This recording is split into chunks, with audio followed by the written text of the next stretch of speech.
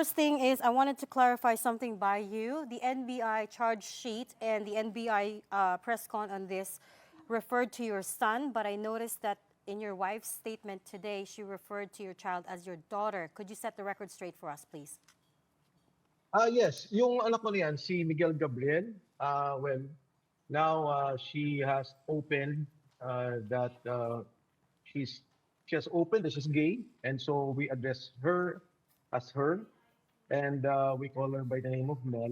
So she's the one na kasama siya dun sa sinasabi nila na involved doon sa corporation na sinasabi namin is not true. No, my wife gave a statement on this. Basically, ang nangyari dyan is that the establishment or the building is owned by us, not us, but many investors in a corporation. So itong Chicago, particularly the club that they raided, is one of the lessors of that establishment. Just to give you an example, there are many KTV clubs all over the Philippines, but let's focus on, let's say, Soler, Okada, City of Dreams, and so on and so forth. So ito yung mga establishments na parang pinapalabas nila na merong human trafficking. And that's very bad. Yung human trafficking kasi, pinapalabas mo na may coercion, may intimidation, by force, because that particular case is unbailable. Yeah. Now, why is it political? Paano hindi political? Ang daming trabaho ng NBI. Yung mga nightclubs ang i-raid nila. And why did we say it's political? And why are we saying about the employees? Pangatlo na to. The first is a family-owned business of which I have divested even long before, 2-3 years before. Ang nagpapatakbo na yung wife ko at anak ko. Yeah. Sinara din. And about 100 employees were involved there. Right. Another Yeah. company, there are about, no, I'm a very minority member, but they elected me as president, of which I resigned in January. Yeah. Again, inatake na naman nila, sinara nila. In total, again, in this particular case, yung Chicago Club, and then they're coming up with all these issues about human trafficking at saka drugs. Inatake na naman nila, and they raided it, and now they will file this case. So all in all, we're saying almost 1,000 workers are already affected. Yeah. Okay. In the middle of a crisis. No, let me just finish. In the middle of a crisis. Why would they do that in the middle of a crisis? We are willing and we are ready to legally challenge what they have filed. Right. And we can prove that they have they have no case against us. Pero paano yung mga empleyado? Kawawa naman yung mga tao. Right. There's a lot of points there, but first of all, I mean, I don't think it's exclusive, right? Just because there is a crisis doesn't mean they can't investigate wrongdoing. But I want to be very clear about something. Are you denying that your family had any involvement at all, or are you denying that there was trafficking going on at the club? Both. We are not involved in the business because we are involved in the building. Now, we are involved technically with so many other investors. In fact, maraming mga investors doon, kakampi pa ng administrasyon. Number two, there are many establishments there. You have 7-Eleven, you have the Korean restaurants.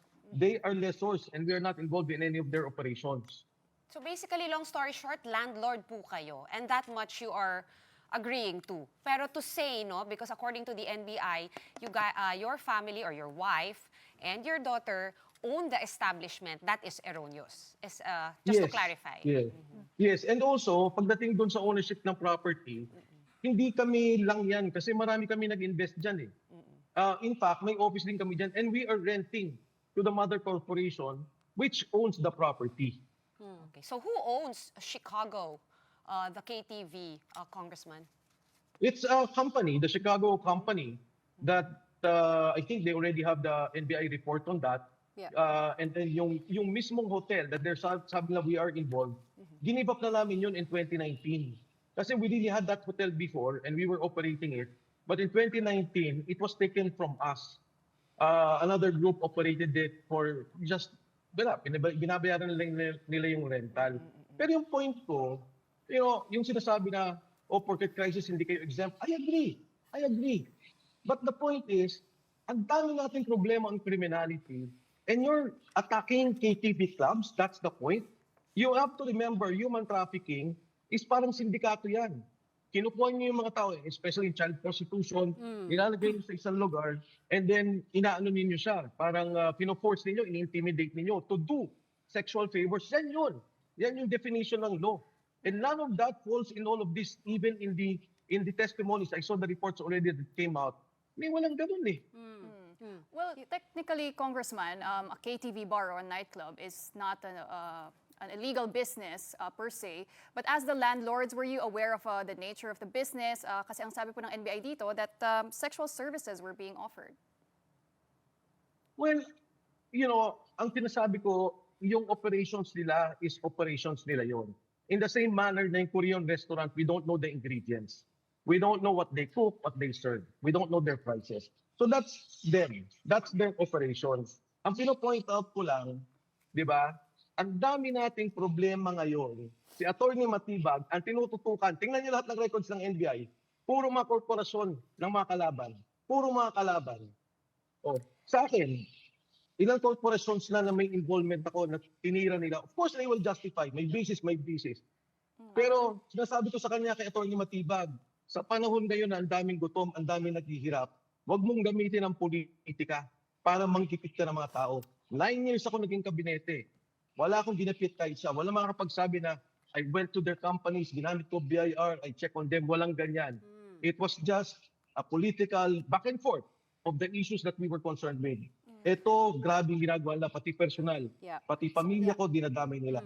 Sir, SEC records show that your wife, Julie, was listed as the president of Zerin Development Corporation, which does business Correct. under the name of Blue Hotel. So, Yes. I mean, I know you're saying that you guys are just landlord, but she was also serving as the president of the company, right? So, in a way, Yes, she's also we- operating it. No. We gave that up in 2019. We have records to show that. Kung yung lahat ng yan na turnover na namin to the new group, to the new owners. It may have been registered under our name pero hindi na kami dan involved. Kahit na tingnan yung records na Zirin, wala yang income, wala yang employees. So, again, I'm going back to the point. I think the issue here is not the raid. The issue here is political harassment. The issue here is panggigipit ng mga tao. Pero kung linawin lang natin, no, because we want to get this absolutely correct. So we settled the ownership issue now with Chicago, so they're basically renting. Pagdating dun sa hotel, you said you guys used to own it.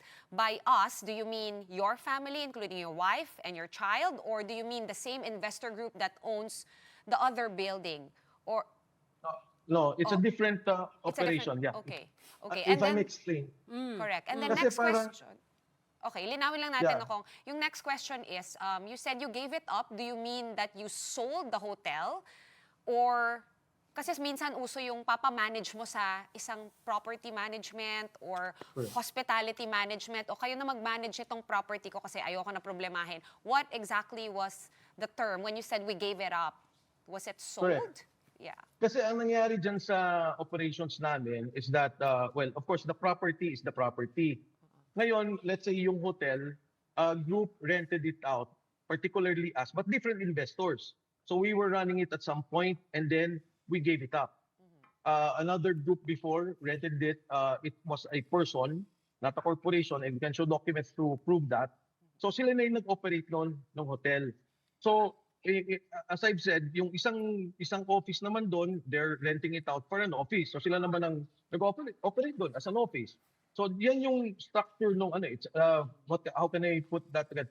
Parang isa siyang, let's say, isang building that we have a different group of investors. Then some people may be investing in this and they will be setting up their own business there.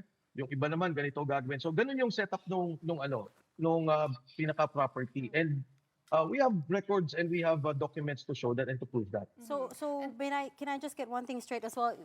Your wife is no longer the president of Zerin Development? No, she's not. She's not anymore involved in any way with Zarin. She's not running the hotel. Nothing. Kaya yung NBI, pinipilit nila talaga na, I guess, na pinipilit nila na idikit yung issue na gawin nila tong human trafficking issue. Pero bukas pa yung Zerin, sir. I mean, it still exists. Yung Zarin kasi, again, inibap na namin yan 2019. Now, noong 2025, kaya sinasabi lang may license doon, yung company, si Mabel, one of those, I think, part owner of Chicago, they revived the corporation under them. So hindi na kami involved in any way with that operation, with anything. in that operation. Congressman, you are calling this as a part of a political attack. But when it comes to the corporation that owns this building, would you say the other investors are just private individuals or meron din pong mga high-level individuals or mga galing po sa mga prominent na political families? Well, again, mga investors to na private, and I don't want to drag their names into the issue, pero marami doon kakampi ng administrasyon, that I can say. Push comes to shove, nandun naman yung mga tao, inaresto nila, tanungin nila sa sino mga nakikita nila doon. And it will show na mas makakasama pa nila yung mga grupo ng administrasyon kaysa kay any of us persons, or personalities in the opposition. NBI Director Melvin Matibag says they only found out that the companies were linked to you guys after the raid. He said that they got tipped off, and then they conducted surveillance operations, and then they binantay nila and so on and so forth. And they even at some point discovered nga the secret passage allegedly that leads to the nightclub to the hotel. Sorry, the hotel to the nightclub. And again, he says it's unfair for your wife to characterize this as politically motivated because they only found out of the linkage to you guys after the raid. Si Atty. Matibag, matalinong tao yan. May tao sila sa NBI. Alam ko na marami na wala ng respeto sa kanya sa loob ng NBI because nakikita nila yung mga operations na ganito, na very political. Ang sinasabi ko, ang dami nating problema sa Pilipinas. Ang i-ooperate mo, ang magkakaroon ka ng spiya pag ikakaroon ng investigation, ay yung mga KTV clubs. Nagkataon, ang dami KTV clubs. Diyan lang sa Pasig meron, Casablanca is in Shangri-La, sa Manila you have in Okada, City of Dreams.